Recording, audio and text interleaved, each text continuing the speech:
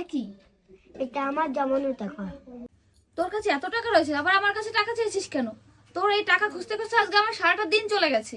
মা, এই টাকা তোমার জন্য। আমার জন্য কেন? সেই দিন তোমার গ্লাস ভেঙে ফেলেছিল।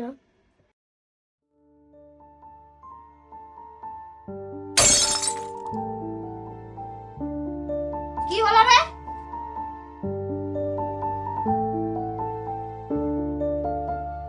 গ্লাসটা ভেঙে ফেলেছিস? তুই কি পাগল হয়ে গেছিস? সারাদিন একটা না একটা কিছু করতেই থাকিস। গ্লাসটার দাম জানিস কত? 100 টাকা। মেরে পিঠে ছাল তুলে দেবো, যা এখান থেকে।